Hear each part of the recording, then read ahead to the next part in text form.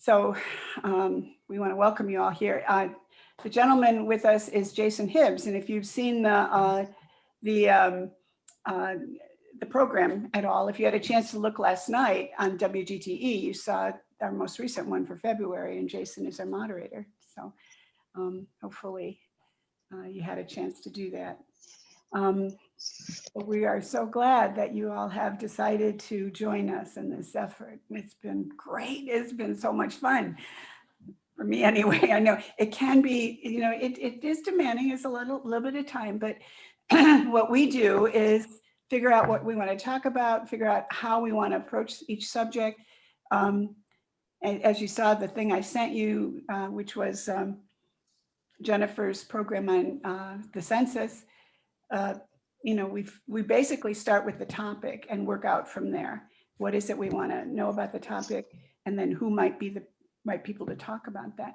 So what we have to do today is figure out as many topics as we can for the upcoming months, because March is upon us and we need to have a March program. So Excellent. yeah. Yeah, we need to figure out topics through June. So yes. So we need to figure out 4 topics. Yes, so that would be good, because we can meet again. And the thing to remember is that we're all working together. You know, we all help each other out. And if we get so many times when I had a topic I couldn't figure out how to focus, I got stuck, and, you know, we all pitched in and gave ideas. And generally what we have done in the past also is we've shared, you know, when we had a topic, we've shared what we had so far so that people could chime in, you know, and give suggestions if they wanted to. So we had some topics. Jennifer had sent out an email talking about the topics that we had already, and have you? I guess maybe what we should do is see what you guys are thinking. Do you have any particular ideas of what kinds of things you agree with what we've got so far? What she's thinking, the gerrymander, the redistricting topic, and. Can I ask a question about, I had 2 questions as I was thinking about topics. Absolutely. One was, do you do local stuff? Or is this supposed to be broader? So could we tackle a Toledo specific topic, or are you trying to make it broader? WGTE would like to have the program be, the term they use is evergreen, so that they could use it, perhaps even use it throughout the state, you know, if they, I don't know, rented it out or sold it or had it broadcast in other parts of the state. But it doesn't limit us specifically to Toledo. Many of the, many of the guests that we've had are local, you know, Bowling Green, Wood County, Bowling Green, Toledo. But if we find, you know, if we have, like, one of the topics that Jason has suggested was something about the gun violence and the new violence coordinator or violence preventer coordinator that Toledo is. So yeah, we could use Toledo topics, and certainly it's not going to be admitted to that, but I think they want it to be broad, but then we could think narrow, because it's a public affairs program. We want to be useful and helpful for Toledo, for this, not Toledo, but Toledo, Lucas County, Wood County, you know, the area, Northwest Ohio. Yeah, actually, I work at WBGU, and I work on the scheduling, our channels, and all the PBS stations in Ohio use a hub in. So the backstory episodes are at this hub. So any PBS station in the state can easily, you know, schedule backstory. So it's, you know, I would say think of it, you know, statewide kind of topic. And I think most of the topics we've done, you know, have been like the census, immigration, you know, they're all kind of topics that apply to everybody pretty much. So Okay. Just Yeah. that- And then just one other question I had was about narrowness of topic. So like one of the ones on the list was gun violence, and I actually had that on my list too, but like, so is that too broad? Would you narrow it down, and how narrow do we get it to tackle in a half hour? I think, I think when we think about the topic, or when we think about the program related to the topic, gun violence, we could be talking about generally in the US, but I think and that's what everyone says, we could repeat everything that everyone says about gun violence. But if we've got 26 minutes, and if we can focus on something specific about that, I think it's a more interesting and more useful program, something like the local Okay. thing, as an example, this is what's working, or this is what we're going to try, or something like that. And then of course, always, then you bring in the research data, the statistics or whatever that are national or worldwide, or, comparing countries or comparing states or something like that. But yeah, I think our best bet is to sort of narrow a broader idea to a more focus, which can be hard.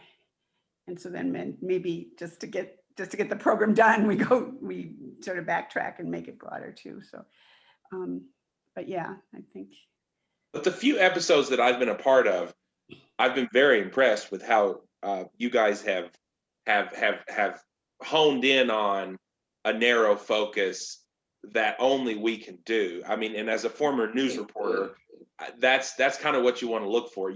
Yes, anyone could do something on gun violence, but what do we have in our area that is unique? What is a unique angle that maybe only we could do in our area? And like, Toledo hiring, and this is just an example, but like Toledo hiring a former wrestler, that's kind of weird. So, what's the unique perspective that maybe only we can provide that they couldn't get on CNN or PBS National, Yeah. Yeah, I think so. I just had a thought, maybe if everybody could post their ideas in the chat, I could make a list. That's a good While idea. we're talking, I could do that. That So is- I think actually we were talking a little bit before everybody got here, and we're thinking the redistricting effort is a topic for sure. And then I think too, the school, the legislation that's in about the school funding, I think that would be a good one. I don't know if we want to do it right now or wait until, it's more in the news. Yeah. What we need are lots of topics, because as Jennifer said, we'd like to try to get the programs at least generally scheduled for till June. So, March, April, May, June, that's 4 programs. But we need 12 topics, 12 months, or maybe 11 since we did February. January was, I guess, part of last year's thing. See if I can close this. Oh, wow. Okay. Well, yeah. Okay. Arming teachers. Oh, that's a good one. I don't know what the legislature, what our legislature has done about that. I think there was some talk about a bill in the legislature about arming teachers. I don't know if that went forward or got defeated. Actually, just this morning, our league in Bowling Green had a consensus meeting about arming teachers, or, they're not police officers, but in the school to, kind of do security. So I guess it's going to be a topic at some point. Yeah. In our state. State of higher ed, death of journalism. Yeah, yeah. The Toledo Black Agenda.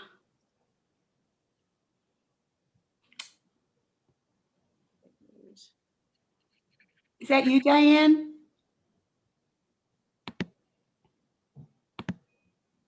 Ask to unmute. Is that you? Are you muted? Yeah, here we go.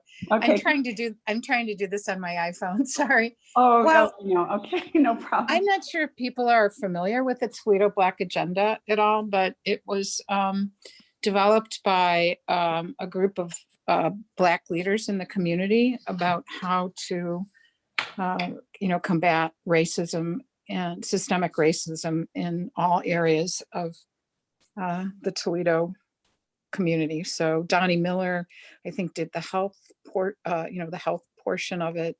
I know Robin Reese was involved. Lisa McDuffie was involved. I think Wendy Huntley.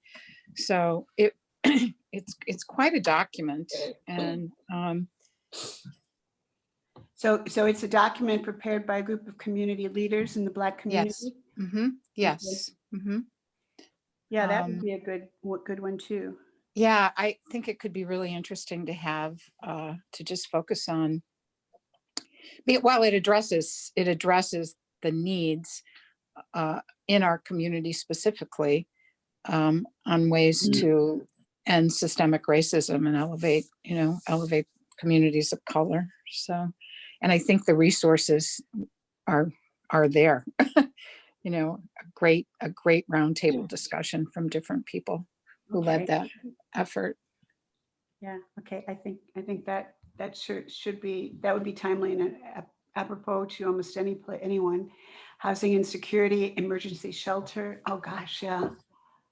Something about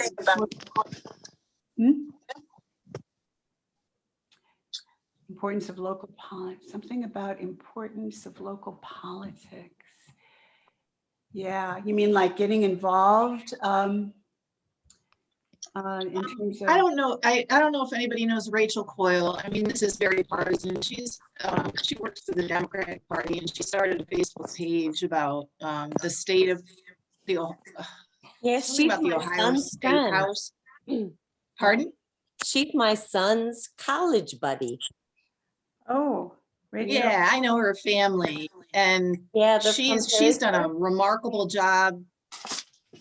She's done a remarkable job getting people to kind of learn more about state politics and how it affects us. And I don't know, I've just been interested. And, when we did those high school presentations, we talked about the importance of local politics. And so, I mean, I was envisioning some kind of headline about potholes and what else did I have? Zoning and ordinances and all those things that affect our daily lives, but that we don't really know about. We know our president and we know our Congress people, but we don't know the names of our county commissioner, city council people. I think Those are a the lot people of who help us. I think a lot of people would be interested in knowing about the powers that are included in, like villages, townships, and cities. I don't think a lot of people understand the differences in the government structures and how they're affected. So I think that would be really good.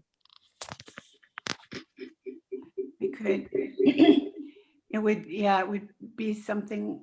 How would we approach that? But that general idea about becoming informed about the local government structures, the impact of your voice. I know I do the director of public officials in Lucas County for our league, and there are villages. Oh God, there's so many entities within the county, and I'm sure that's true with Wood County as well.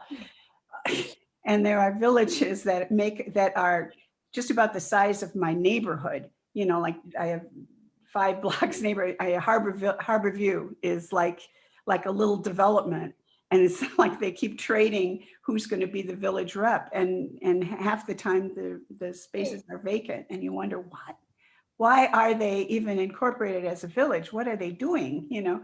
But it must have something to do with they don't want to pay township taxes, or they don't want to be part of the, you know, the nearest city where they'd have to have, you know, some responsibility, or, you know, monetarily wise or something like that. I can't understand other than some sort of Hey, innate rugged as you get- individualism. What? As you go through the levels of government, each one has different legislative powers.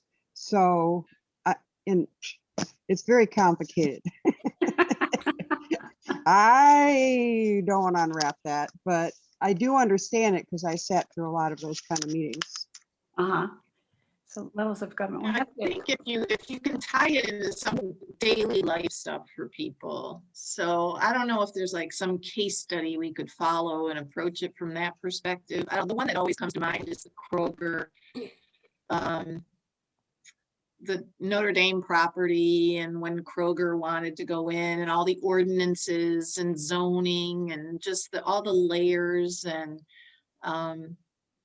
so I don't know, I'd have to give it more thought about how you could narrow that. But it's a good thing. It's a good thought. And it fits with certainly league mission stuff, you know, having an educated populace, educated voters, you know, people knowing more about how actually the government works so that they can make the government work for them, or be part of the government, you know. It's not some foreign entity like people talk about nowadays.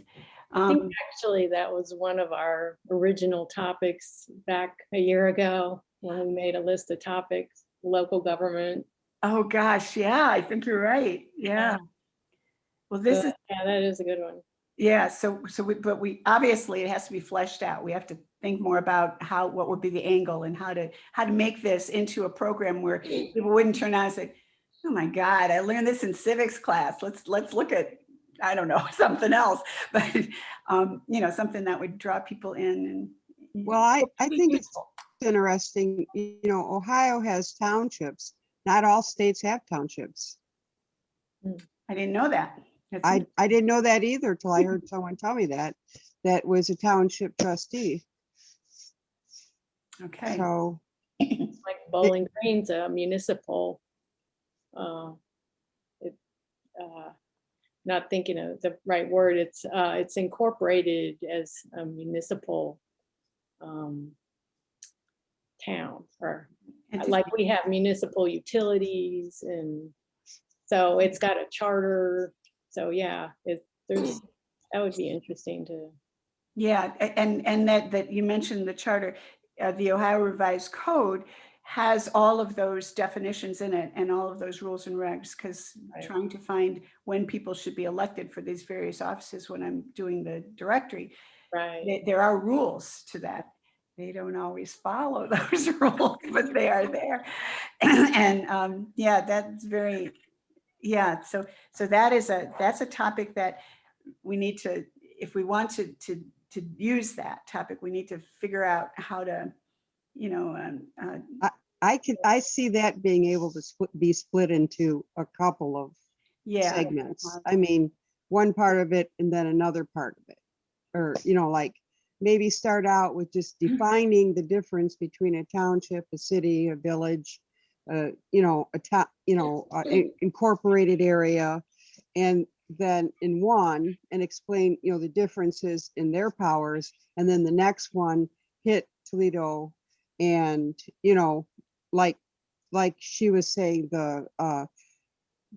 the fight to take over that property, and how all of those, the zoning and the council and all these, the city planners, all of them got into it.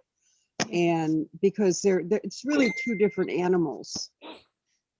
Yeah. I would also love to see even a further look on the health of local journalism and the general involvement of the community and local government. Like, is there a case study or something that looks at, you know, the health of the local journalism community up against the rate of local government involvement? Yeah, that is a really good point, because that's the point that people are making nationwide, that the local journalists are the ones that keep their finger on the pulse of the local politics, the local things that are happening local. And if there's no one to report that, it's I hard know. to know. Like with the radio stations, a lot have gone to like Sinclair and these packages where it's all pre-packaged and the whole country gets it. So I don't This really is- know that much about radio, but This is a huge thing for me. My husband and I are both journalists, and there are new models, like there's so many new models. He works for a nonprofit in Michigan, and they've taken over. Like, it's a really interesting thing because they started out as an advocacy journalistic group, and now they've become almost competing with the Detroit News as they are the source for COVID information for people in Michigan. And, you know, it's become like a local source for a lot of people around the state, but it's not local. And so, you know, the Blade is becoming, it's losing so much more power. It's not paying people. So we aren't getting, people aren't digging. My husband worked on the Tom Novi story, and you're not getting stories like that anymore because they're not paying people. They don't have the manpower. So yeah, we have so much corruption that's not being uncovered. And I love this idea. The Blade has a union that's pretty outspoken, right? Pardon? I think the Blade has a union that's pretty outspoken, right? Like that might be one of the panelists, perhaps. Yeah, they don't have a lot of teeth, but they unfortunately haven't been. They're trying, but they're not getting any concessions. Well, and the sad part too is that because of the direction that the editorial side of the Blade has taken in the last few years, people are quitting, you know, in outrage. Absolutely. But what, and as much as, I mean, I'll put it out there. Anybody who knows me knows I've been pretty outraged the last 4 years, but we still keep our subscription to the Blade because of the fact that local politics and local news is really essential to a healthy community. Absolutely. And you know, the blocks have no incentive aside from now using it as their mouthpiece to really keep, you know, to keep the newspaper going. It loses money for them. So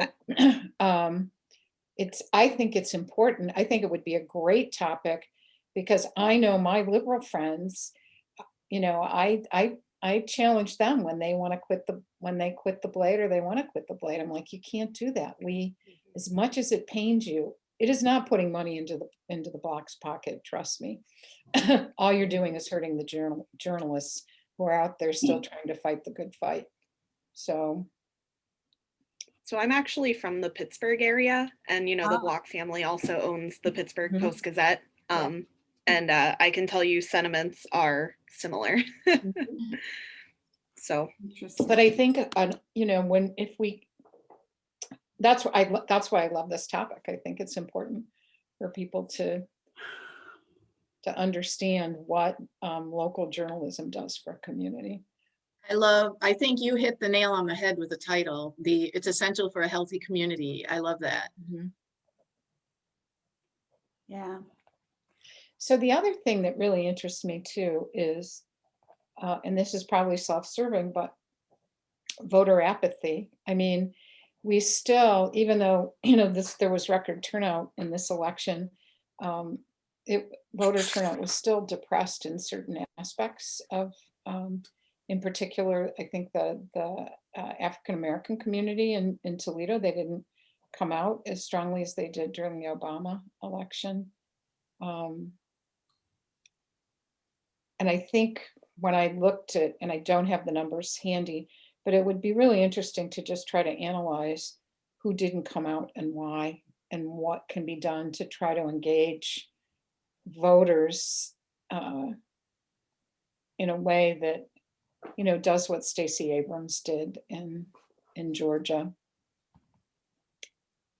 so I'm super passionate about that. I'm super passionate about that specifically, and it's down the lines of like every state, every community has a Stacey Abrams. Mhm. So how do we identify who that is in our community and give them that platform? Because you're absolutely right. Yeah, that's good. This is good. This is really good. Yeah, I got a lot of topics written down. Yeah. Yeah. Let's see what we got here. Let's see, dilemma of fake news. So I suppose, I don't know, does fake news go in with this, the local Yes, news? it does. You think so? Yeah. Yeah. Okay. Yeah, I know it's rather specific, but it's not just QAnon, but I mean, the whole conspiracy theory, how it's taking over, a large part of our society. It's really Yeah. scary. I It mean, that's is. pretty topical right now. I don't know, we want to go with a topic like that. Yeah, that's true. The psychology behind why people are attracted to conspiracy theories. Mhm. Yeah. Yeah, there's Be that. really- That might be a whole program. I just watched on CNN last night, the Q cult or something like Yeah. Um, that was an hour and a half. I thought it was a little too long. It was kind of repetitive, but I mean, it would have been fine if I got new information, but it was like a continual nightmare over an hour and a half. But yeah, that might be a separate kind of thing. How are people drawn into that? It's like a cult, really. Yeah, that's what. And there's a really concerning connection to Ohio and our community on that topic. Ohio was identified as having some of the most extremist groups. And I mean, even in Toledo, it was a mommy man. In Charlottesville, we had a few folks in our community. So you could get pretty narrow, Yeah. Mhm. Gary. Mhm. I was wondering if there's any, like a lot of our topics focus on not, I don't know how to say, like bad stuff. Are there any good news kind of stories? Oh, we yeah. need to- Like, Ooh, that's a good. I don't know. My I know, brain and I has was been so struggling conditioned the valiantly to last try 3 to come years. up with something. One of the ideas that I had saw on the page was the rebooting of businesses and like the growth of our community. And I know our local small business development centers has already done a lot of the work of cultivating really great comeback stories. So that might be a resource. I know they have testimonials and connections to really positive business growth and economic development. What was that agency again? The Small Business Development Center, Okay. the one in Toledo is I mean, I used to work with those folks, so fair warning. So I'm gonna only say nothing but great things. But they have a lot of great folks for storytelling. We're What do you counting mean by storytelling? So just like really great stories to tell. That's what I.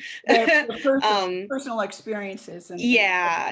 If you're looking for the feel good of just consistent hope in the face of uncertainty, they have a network of entrepreneurs who just tell really good stories just by awesome. being themselves. Yeah. I wonder if that is representative of what's happening generally, in the business community, or and of course this is post-COVID impact, so I wonder, but that is a program, that would be good to have. Certainly the Small Business Development Center, and I don't know what else, what other people have the general information about how many businesses went bankrupt and where, what impact did that have on the unemployment rate, or, that kind of thing. And then this is a solution or this is another side, a balance. Not that we have to, it's not like a debate. It's not like a forum. We don't have. Mhm. Yeah, that's why that organization just jumped off the page when I saw that. I was like, oh, we really got to bring them in because they're funded through the SBA, so they have, I mean, a whiteboard that has a massive count of jobs created, jobs retained, businesses started. Yeah. They already have the data. Yeah, I'm a big fan of working smarter, sure.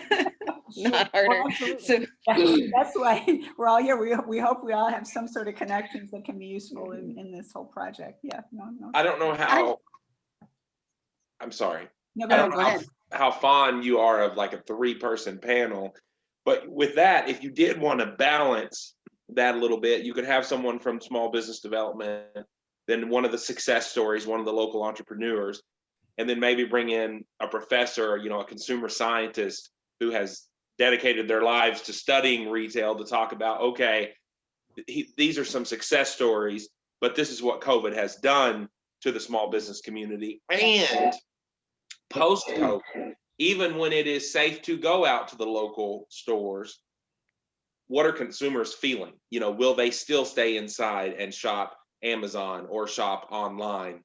Yeah. Even when things go back to normal, what someone, for lack of a better phrase, kind of predicting the future of retail. Has this accelerated the demise of the brick and mortar retail store? It's interesting. It's interesting though. Have you seen the number of restaurants that are continuing to be built, especially in the West or the Franklin Park area?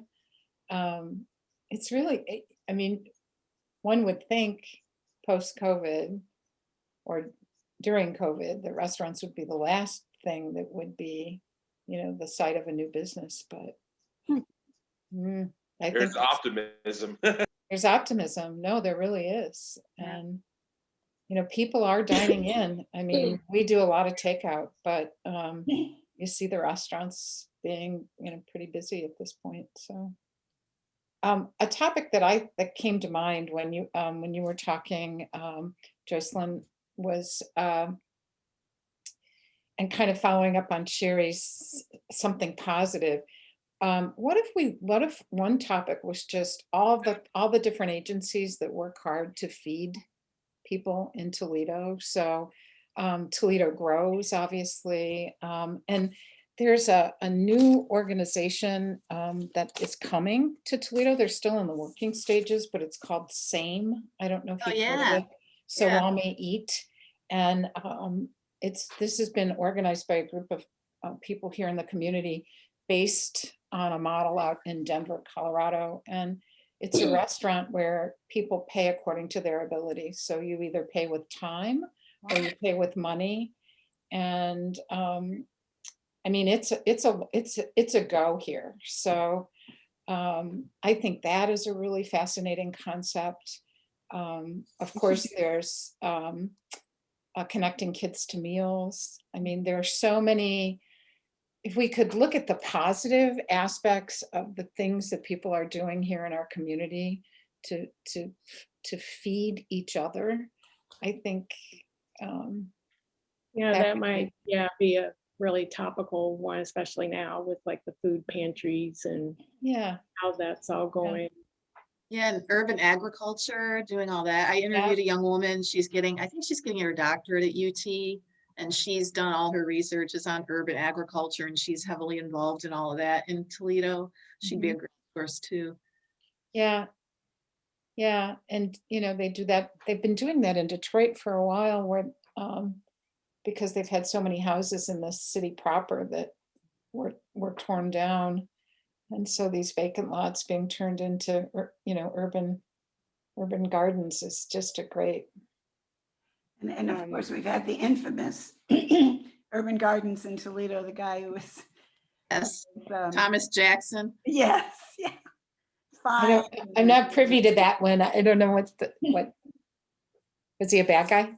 No, No, he wasn't. Good guy. Some councilman, he had his garden, he had his lot next to some councilman's rental property, and they were upset. They had all the fertilizer stacked up on Oh. the yard, and so they made the city fine him. And Oh. he's working on a shoestring. He doesn't have any money, and put a halt to that. It was big news in the paper Oh.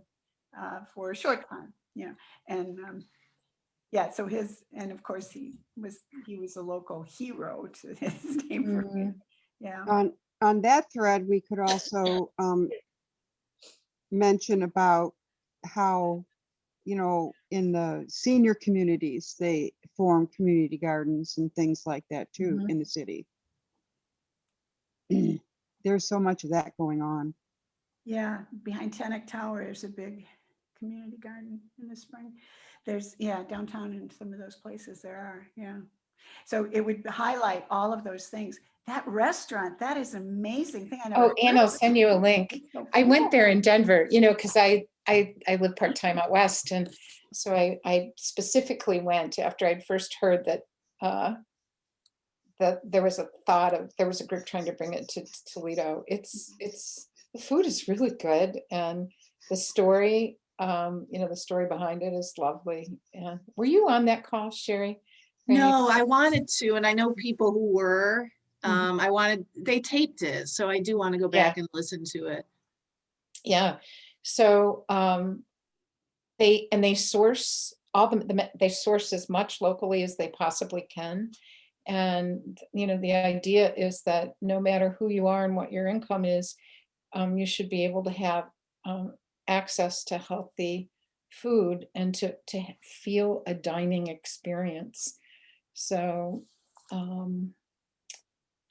yeah, you could be, having dinner or no, I think they only serve lunch. I don't think they serve dinner at this point, but it's a big healthy lunch, and the menu is very limited, but doesn't matter because it's just really good food. And Where is this? it's in the existing one is in Denver, Colorado. The And one here. I'm sorry. The one here. Well, it hasn't started yet. They're Oh. in the process of right now trying to find a site for the restaurant. The team from Denver has officially chosen Toledo as its next branch.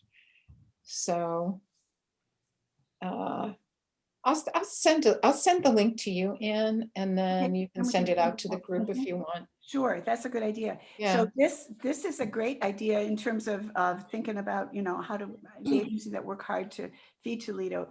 And the reason being is that people live in food deserts. And so, that could be like the first minute or two, or Jason's introduction, and then, this is what's going on. Yeah, but then focus on the positive, like Right. here are the ways, the wonderful ways the Toledo community is coming together to meet. Okay. Well, needs. and maybe expand that, not just Toledo. We don't want to. Oh, absolutely. Well, you know what, I mean, Yeah. right. Yeah, that would be the thing. And always, as you know, I know you guys have seen at least one of these things, in the break, there are lists of resources, always resources, telephone numbers, websites, people, whatever is necessary to the topic that we're discussing that day. So yeah, those are going to, yeah, this is nice. I think to not always focus on, well, like I was saying, food deserts or, the negative. What are we doing? What are we doing that works? Gosh, we've got a lot of ideas. Let's see. There's another a piece of good news, and I don't know if you all saw it, how ProMedica is partnering with, it's a company out in California, Bitwise. The Yeah. woman who helped start it is a U Toledo alum. And so she's it's going to be fabulous. They're converting that. It's a building that's empty now on Jefferson, and they're going to convert it into a big campus, and it's going to be a tech, I don't know, I'm kind of fuzzy on if they're retraining people to do tech jobs, and there's something with digital marketing, and it's going to be an amazing thing. And she chose Toledo. And I think because she went to the university, which is the news neglected to mention, but it's a really cool place, and she's a woman in STEM. And I think she's a minority as well. And she's not from here. She came from California to come to school here. So, and now she's bringing her company back here. So that's kind of a really cool success story. I don't know how we could maybe use that as the focus of something, either about tech or bringing people back to communities to work, or I don't know. There's an organization, if you're familiar, called Midstory. Yeah, And I'm yeah, confused about that place though.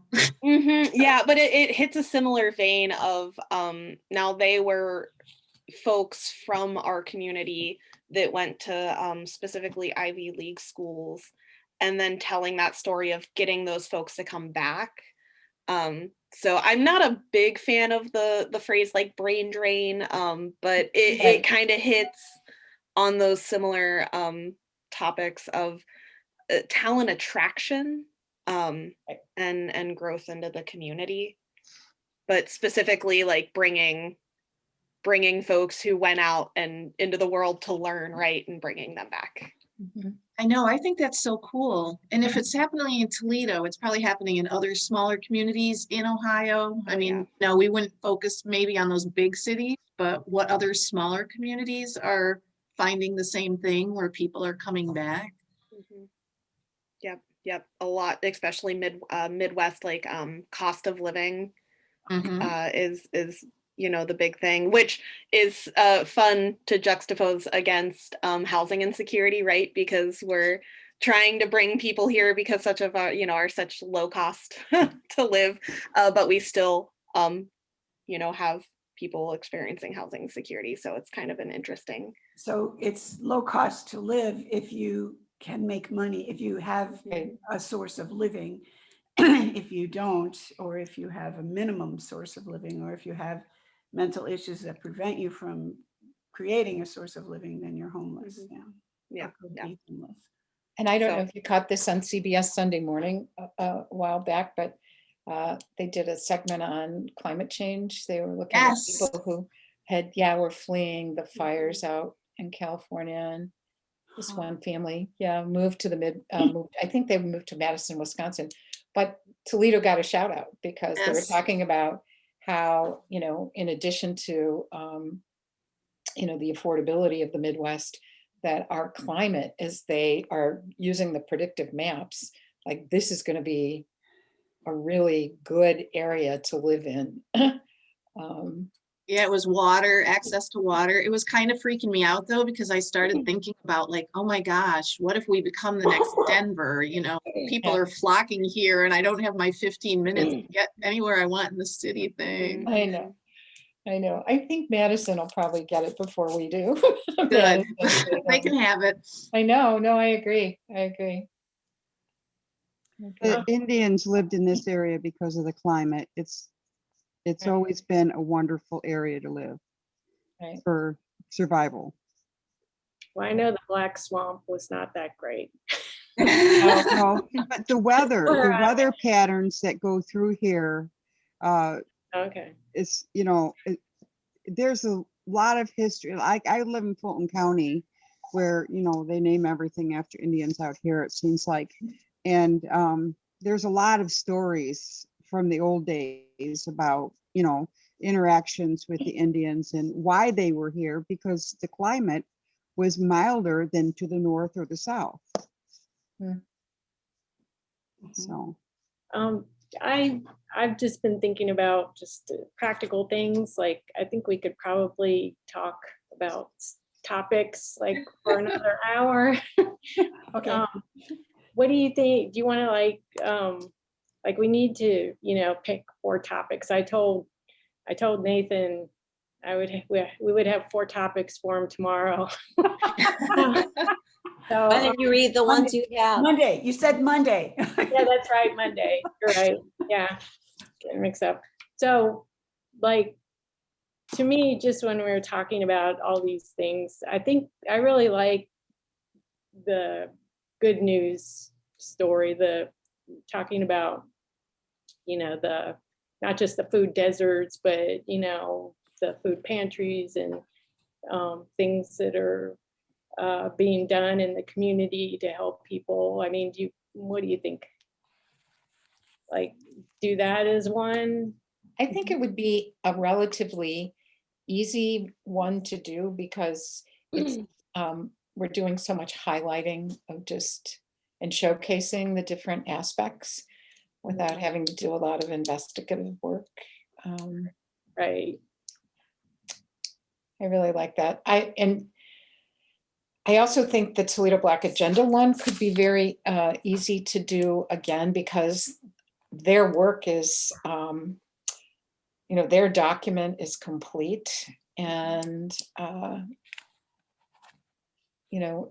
it could be an interesting one to highlight. Who is the in detail. spokesperson for that group? I would put you in touch with Lisa McDuffie. So the reason I know so much about it is because I'm affiliated with the YW. So, and the YW is, it is not the YW's work, but it is being, the document and the direction of it is being housed through the YW. So it's really a massive community effort. So.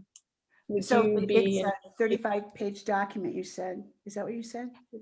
I can link that to everybody too. Yeah, So, that would be helpful because then Yeah. to come up with talking points and discussion prompts. Yeah. To see the document would be good. yeah. And And I just, Yeah. and again, not trying to promote my, well, but I just think I think it would be a good one where the work is really done. So, it's a big issue. It's yeah, an and it's a important big issue. Yes. Yeah. Diane, would you want to take control of that, to develop it into an episode? I mean, I could help somebody. I don't know with my time, I tend to overextend myself. So,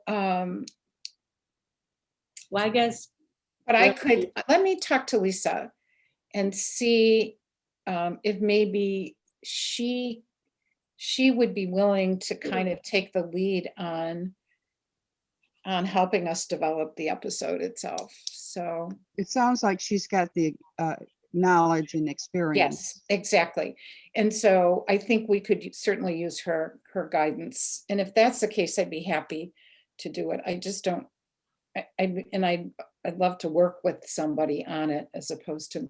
And I was going to suggest, since we have 2 people missing from our group now, and we have enough people to, I think we can work in teams if we need to, that's not an issue. So I don't know if anybody else here is drawn to that topic that would want to step I'm up. drawn to all of them, but I know, can we same here. list them first? I know. Yeah, okay. Yeah. Why don't we do that? Why don't So, we list that? yeah, I mean, and there might be something else that would be, that would rise Mhm. kind of as we filter them out, but. Okay, so just so to clarify for me, the first one was the good news article, and that would include food as far as restaurants, good feeling restaurants, and like Toledo grows and things like that.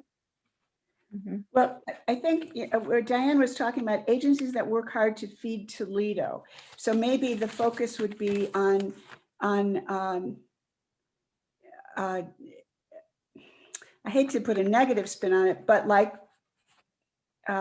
food insecurity, and what are we doing to alleviate food insecurity and make it a good news story from that angle?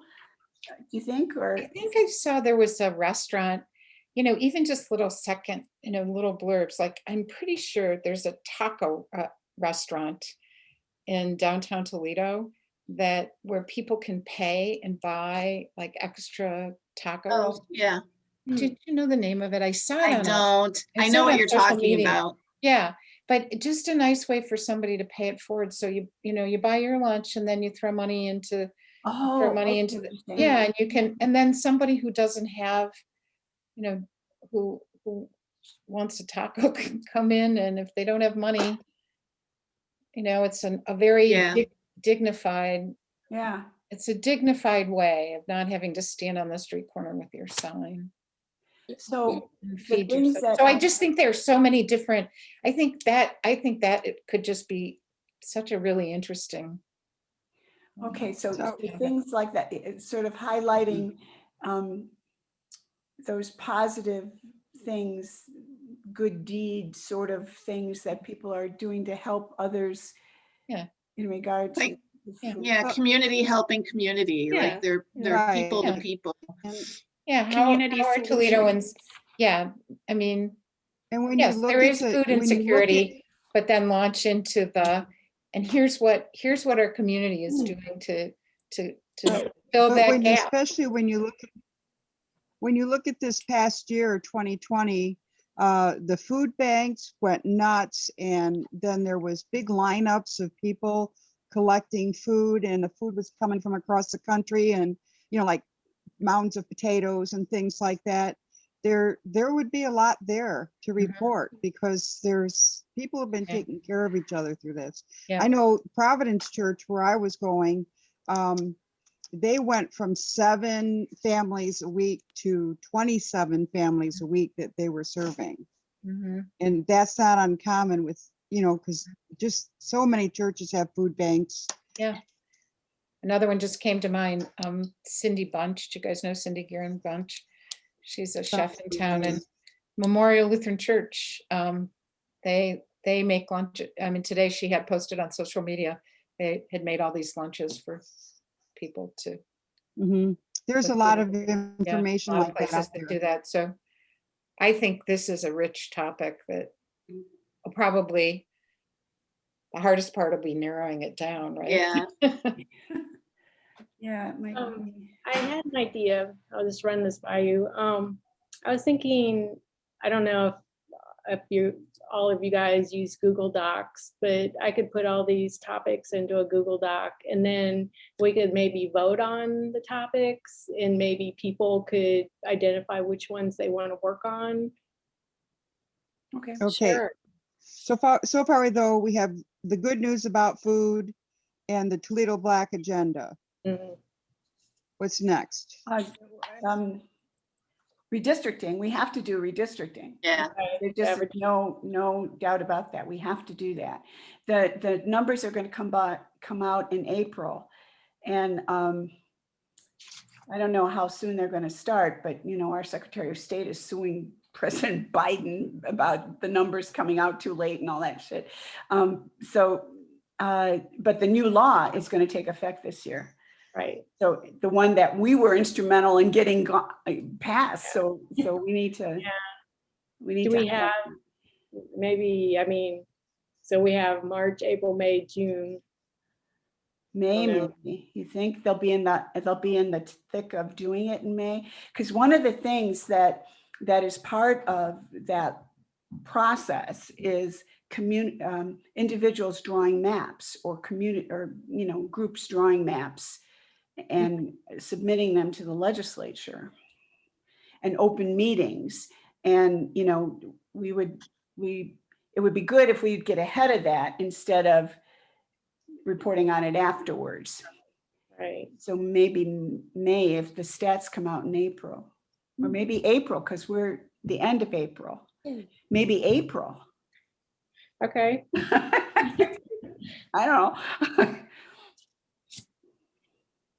April, Okay. May. So one more. The entrepreneurship that Jocelyn was talking about, I think should be one. Okay. Oh, the small business thing. Yeah. Yeah, I was just reading real quickly on the Bitwise. You're talking about Bitwise, Amy? Mhm. Yeah, that was very interesting. They said they were investing in 5 communities. 4 of them were in California, Fresno, Bakersfield, and then the last one was Toledo. So That's yeah, why pretty did they choose impressive. us? Yeah, why did they choose us? And it looks like it's going to be a very big thing. Should we go with that? What's, Yeah. you would call that entrepreneurship, and the Bitwise is part of it? I don't, Those. go to- I don't know that it's really entrepreneurship. I think it's more tech driven. And that's the one where people are coming back, or investing in, I don't know that it's entrepreneurship. Said I on wish, their press no, go ahead.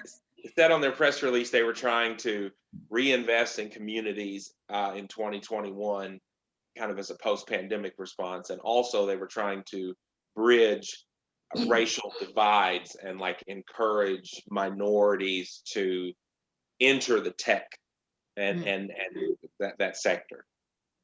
That sounds like a good one.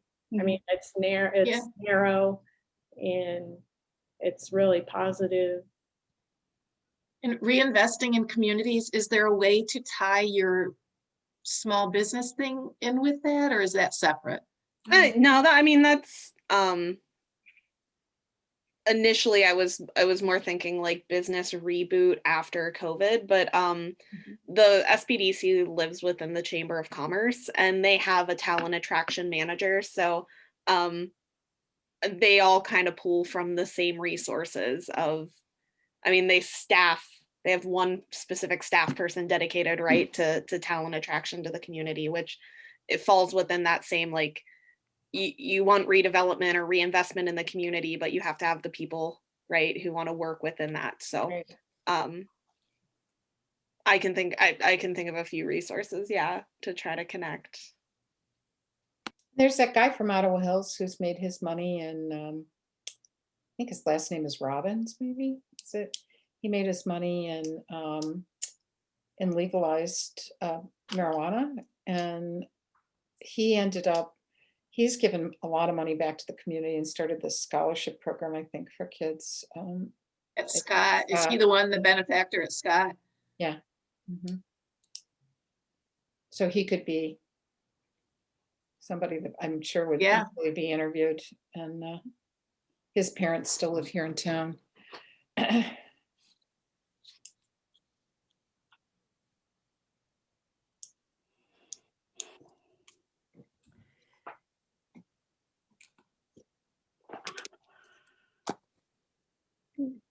All these good things here in Toledo. Yes. We're really lucky.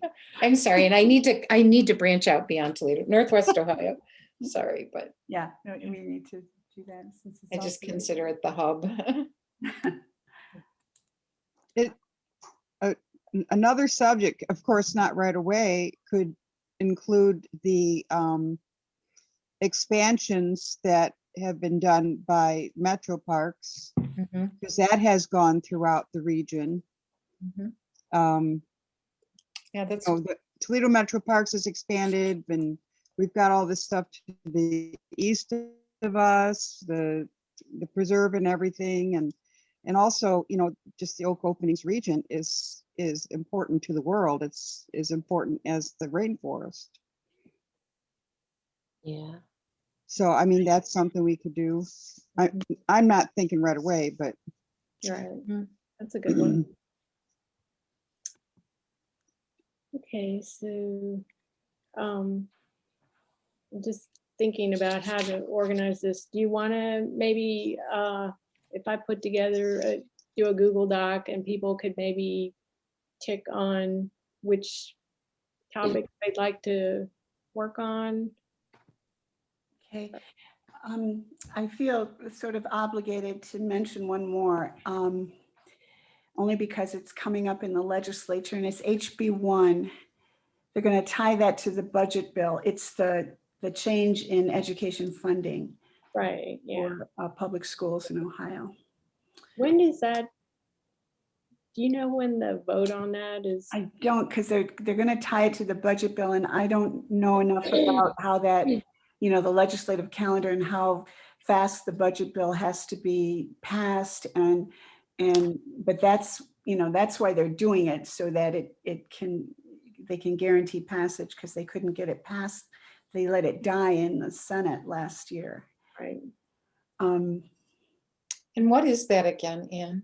It is, right now, 20 years ago, the Right. Ohio Supreme Court has said we are unconstitutionally funding our public education. And then vouchers came up and started draining funds from public schools. And then, and the legislature never changed the funding. So they came up last year with funding that would be more, that would be gauged by, the state funding would be gauged based on the community's ability to fund at the state level, at the prescribed level for funding. So it would be based on the wealth in the community and so the level of wealth in the community, basically. And then also there wouldn't be the deduction for the vouchers. The vouchers would be, the vouchers for kids would be financed another way, so that money would not be deducted from the fund that public schools get, you know. This sounds like a good thing, right? I mean, Yes. yeah. Very good. The league is the I'm not used to good things coming out of the Ohio State Legislature. Well, don't count your chickens yet. Yeah, well, it came out of the House and it died in the Senate. They just tabled it, you know, put it in Okay. committee and didn't address it. And the guy, one of the, I don't remember, it's the Hupp something bill, and one of those two guys was term limited out, so he's no longer in the legislature, but they did put it back as this year, submitted it this year as House Bill 1. And then I have- decided to link it to the budget bill so that it would have to pass. But because of that, it could get changed. And that's the danger. Is So- that whole Robin Hood idea in there? Where they're gonna pool all of our community, you know, like I pay taxes directly to our school. Our, you know, our property taxes are paid directly to our schools. And I read like last year that they were talking about capturing all that money at a state level and sending it out so that I'm not for that. I don't know that detail. Mm. Susan Kester talked to the Bowling Green League, and I was in on that. I listened to that, and then had some correspondence with her. The Blade wrote an editorial supporting this, saying it's about time that we did something to fund Ohio schools better. And Yeah, definitely the schools need help. right. And so they were supportive of this bill. And I sent that editorial to her, and urged her to write a letter, because I thought, I can't do that. And she could do it in name of the league. And so she did. Now, whether they're going to print that or not, I don't know. But she was saying, you know, urging us to lobby our folk to, you know, make that happen. I can send you what I have on that. I'm not the expert. I don't know what Yeah, you're talking about. I'd have to read the language Yeah. personally. It's House Bill 1. So you House could Bill go 1. online and look at it and see the summary and the detail, actually. Could you share that editorial? Yes. Like, sometimes I can't get it and open up the Toledo articles because I get locked out, whatever. Oh, So I don't know if you can just share the whole article in the, yeah. I mean, so if we send you a link, that won't work. well, sometimes it does and sometimes it doesn't. Okay. Okay. But don't know actually, I about it was just anymore. looking, and the governor must sign the budget by June 30th. So Oh, I would think wow. we would want to do this as So we well. might have time. We maybe could do it in May Mhm. instead of like tomorrow. Okay, good. Because I was feeling like, you know, I'd done all this stuff with her and then Yeah, that's a good one to do. let it drop. I don't want to do that. And it's a good bill, and we're behind. So Jessica. I have on my notes, the good news in March, the redistricting in April, the school funding in May, and then either Toledo Black Agenda or Bitwise in June. we could do it that way temporarily. We could, that could be our, Thanks. I go with that. June. Well, and we've got July, August, September, October, November, December. We've got more months. This is not it. We just Right, but we were Yeah. looking mostly at the first 4, Yeah, the first and then I think we've got enough ideas to hit 12. Oh, yeah, definitely. Very good. Yeah. Really good.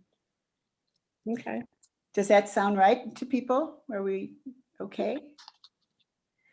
So what was it that you proposed, Jennifer? Do you want us to look at that and then decide who might take the reins of each of those? Or do we want to talk about that now?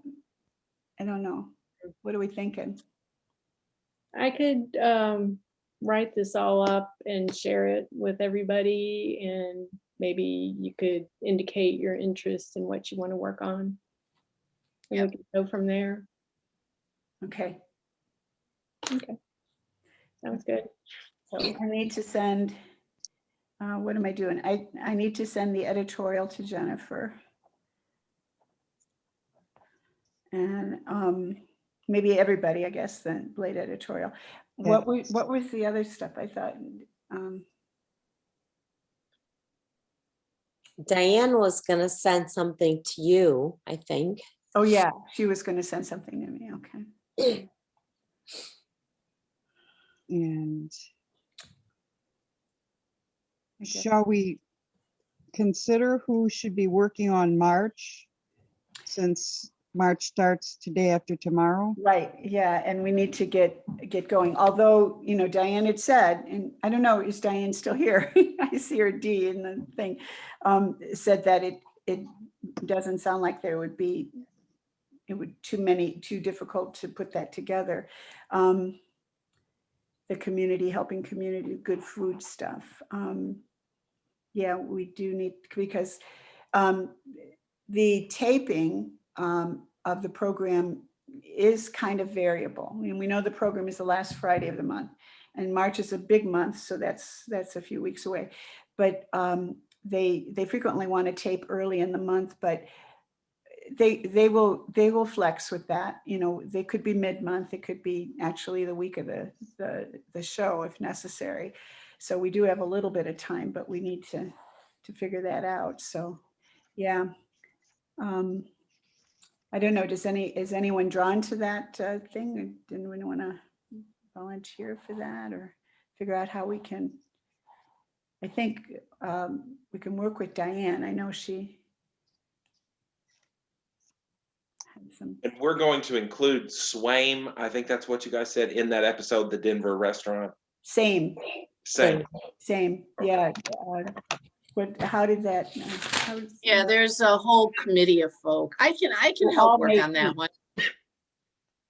Who said that? Me. Oh, okay.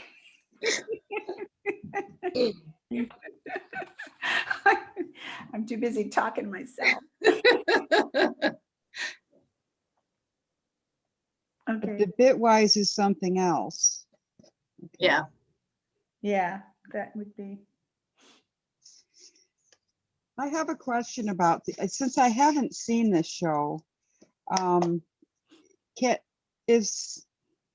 with something like this, it seems like it would, if we could just get a bunch of different clips, personal interviews, and then have the commentator lace them together, that might be the easiest, most effective way to present it. Am I off base, or tell me? I could be. I don't know if WGT has the budget to do taping, like to make a clip of a food pantry, or if they can access clips that somebody else has made. That would be something we'd have to talk to Ray about. But yeah, that would be an easy way to, I guess, except it might not be financially possible. Unless we do them as Zoom interviews. I mean, that's if they could set up a bunch of Zoom interviews, but that's kind of not our kind of format. It's not we could, Yeah. Yeah, we could do that.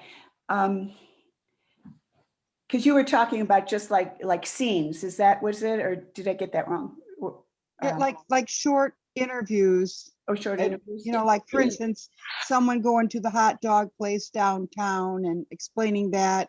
I mean, that all could be done in 2 or 3 minutes practically. Yeah, And then, and then you got a picture of the place, you've met the owner and yeah, that kind of thing. But see, I know nothing about the budget, so yeah. I'm an idea person. I say a lot of ridiculous things. Yeah, yeah, Jason. Yeah, Sue's trying to put together a newscast. You're talking about a package, which I get you.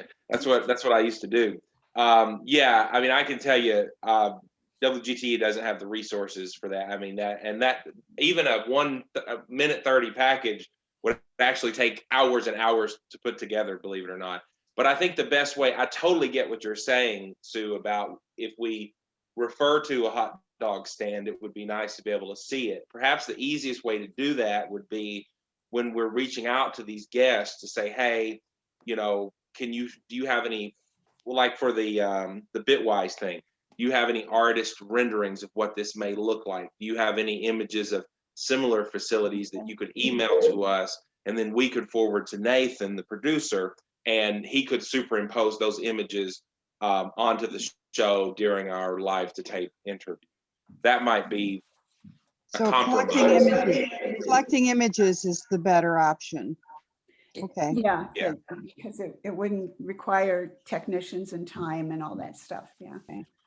So how many, if I'm gonna get started on this one quickly, how many interviewees do you need? It could be, we've done programs with 1, we've done programs with 3. 3 is at the max that we've done, but it's all Zoom. So it's possible, I suppose, that it could be like this, although it would probably be a mess if it was, if it was 6 or 8 people.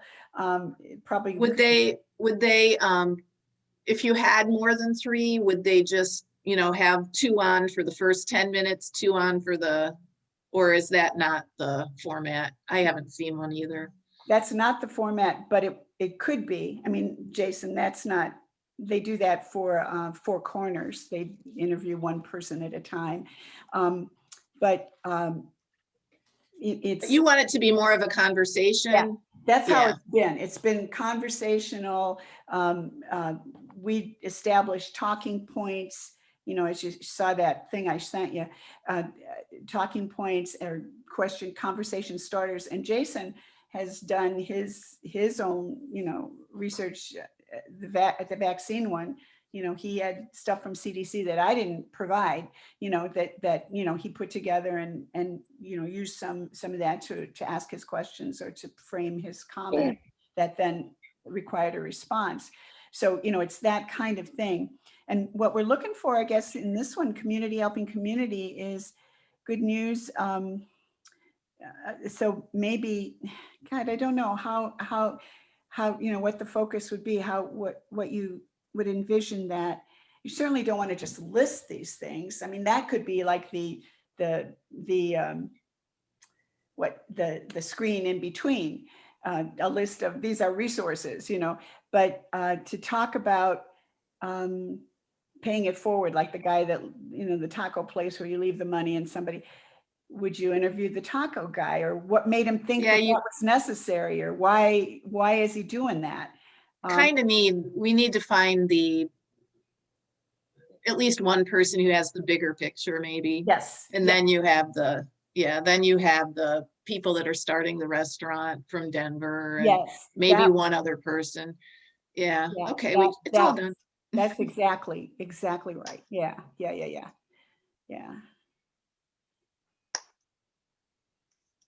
Yeah, I second that. I think that's a good plan. Taco guy, someone who can give us an overview, and then a representative from the Denver restaurant. Denver people. That is such a cool idea. Yeah. And we should collect images, lots and lots of images. Right. And I will say, I mean, Nathan, we don't want to Right. It's a very small kind of low budget thing. It is. So I would maybe pick your battles, like ask them to send you a bunch of images, and then maybe you go through it and say, okay, these are the top 3, and then maybe send those Nathan. Well, I'm thinking more like an image of people loading boxes of food into cars, you know, because there's a lot of those out there. Yeah. And then images of people at Jerry Street Mission. There's also some churches, you know, just images of people being served food. But I don't know how many images would you think is reasonable for a show this long? I don't know, because we've never used images. We've only Well, used people, only. That's why I'm talking. asking Jason. I think that you have to, Sue, I think you have to kind of guess the direction that the conversation will go based on your pre-interview with the interview subjects on the phone. And if you get a feeling that they're going to talk a lot about church involvement, ask for photos of church people helping. You know, I think you just kind of have to see, That's a good idea. and there may be some images we think we use that we end up not needing. A lot of it just depends on the direction of the conversation. But the great thing is, you know, Nathan can add those things in post-production. So Yes, yes, yes, that's right. Yeah. That would, We yeah, don't that really would, have to- that would be reasonable. That would be the way to do that. Yeah. Right. Yeah, it would be impossible to have a database of images and ask him to take those directly. But yeah, in post, he could, I think, reasonably add 4 or 5 to a show without. That's true. I did ask him once, the first one that I did, the guy with the rehab center, because he was holding signs that said FUCK meth. And I asked Nathan, I said, could we ask him to get some photos of that and put that in? And that never happened. So I don't know if that was, you know, that was a question, that was a new territory for Nathan. But I certainly think we could go there. Maybe those are FCC rules or something. Well, I was saying we could blur that. Yeah, I mean, you could blur the FUCK. But yeah, this is new territory. Adding photos would be new territory for him. So we But should probably slowly and incrementally do it. yeah, yeah, but okay, because, you know, the program can evolve. It can, you know, can be different. Yeah. And I love, Sue, your idea. I mean, if we could get funding, you know, I've got plenty of student journalists at UT who, I mean, that's what we're training them to do, go out and do small, short stories like that. And that might be a good idea for the future, you know, something to think about. Yeah, that's not bad. That would be interesting. They could join our committee. Yeah. Get Okay. them in the league, that'd be good. Yeah. All right, so that's March. And then April, redistricting. And Anne, you know Common Cause? Yeah, Okay. So Catherine Terser, Catherine Terser. yeah. Yeah. Yeah. So that, yeah, and that's a very good suggestion. She probably would be a good interviewee, and Yeah, she's a really good speaker, and they're training people right now to be speakers in your communities. So I was gonna try to sit through all that stuff, but I haven't done it yet. me either. I know, I was looking at that too and thinking, oh, you know, because we're gonna do this, I should be listening, but no. Yeah, Yeah, so that actually, that almost writes itself. That's gonna be good. So I'll tell you what, I hate to do this. I'll keep an eye out for the Google Doc, but I do have a 2:30 call that I'm Oh. gonna have to jump off Oh, for. sorry. So Yeah, we didn't get along. I'm super engaged. I want to help however I can, but I am gonna hop off so that humanities break in between calls here. Thanks very much. Nice to meet you, Jocelyn. Good to meet you guys too. Thank you so much. Okay, so what's our next step? well, it sounds like Jennifer's just gonna post that document. We all sign up and we'll go from there. Okay, yeah, maybe we should do that. That would be good. And, Yes. yeah, and And Sherry, you're gonna take the lead on the March one, right? Yeah, so if anybody has any suggestions for people, go ahead and send them. And then I will also put out there whenever, whoever signs up for other ones, I love to research and it's part of my job. And so if you need help, like searching for speakers or whatever, I'd be happy to help with that. It's just not taking the lead on the other ones. Good, good. Perfect. Yeah. Great. So are we going to leave it there? Are we good enough, you think, Jen? So I think so. Yeah. Okay. All right. Well, this has been great. Yeah. And we will meet again. And we've got some good ideas, and I really think we're going to have a great season. Do you want to schedule the meeting now, or do you want to wait or next? Yeah, well, we've got our 4 ideas. So we could wait until, I don't know, do you want, We could just play it by ear. I mean, we could play it by ear. After if we just, we sign up or, express what our interests are, then it would be, if we need to meet before that, if anybody has, we all have each other's emails because I sent those. And we can correspond or communicate by email. And that is how we have always done it, is when we have what we're doing about Backstory, we've sent it to everybody so that, Jason and Nathan and even Ray, who isn't involved in the day-to-day production, but is sort of like our nanny or something, it understands what's happening. So we can communicate by email very easily. I